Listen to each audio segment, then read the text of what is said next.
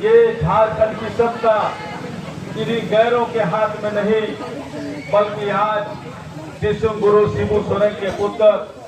माननीय हेमंत सोरेन के हाथों में झारखंड राज्य की सत्ता है। और इसी झारखंड राज्य में आप लोगों ने देखा है कि भारत देश के कई ऐसे राज्य हैं जिन राज्य में आदिवासी लोगों को परेशान करने के मकसद से आदिवासी को उनके ही जल जंगल जमीन से मिटाने के लिए आज देश में बैठी हुई सरकार, जो देश की भारतीय जनता पार्टी की जो सरकार है, आदिवासी को मिटाने के लिए पिछले 2022 से भारत की सरकार व मणिपुर के आदिवासियों को उजाड़ने के लिए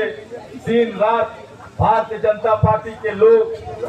मणिपुर में आदिवासी को उजाड़ने पर आज तक लगे हुए हैं। 2 साल 3 साल हो गया मणिपुर की लड़ाई, लेकिन आदिवासियों का आंसू पोंछने का काम आज तक भारतीय जनता पार्टी के लोगों ने नहीं करने का काम किया। और आज आप लोगों ने देखा कि पिछले दिनों ये छत्तीसगढ़ जो बगल में हमारा राज्य है, इसी छत्तीसगढ़ राज्य में यही भारतीय जनता पार्टी की सरकार ने पिछले जब से सरकार बनी है तब से लेकर के हजारों एकड़ जमीन में हसदोन के जंगल में रचे बसे आदिवासी को वहाँ उनके जल जंगल जमीन से बेदखल करने का काम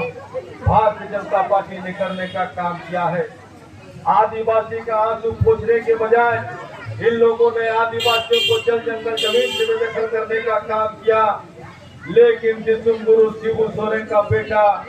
झारखंड के सत्ता में राज्य के मुख्यमंत्री बने और राज्य के यहाँ के आदिवासियों को सम्मान देने का काम किया। यहाँ के आदिवासियों को सम्मान के साथ जीने का अधिकार देने का काम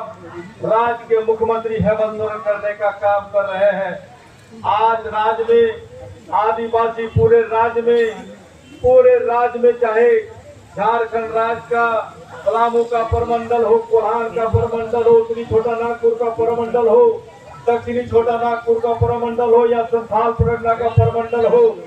किसी भी इलाके में आदिवासी कोई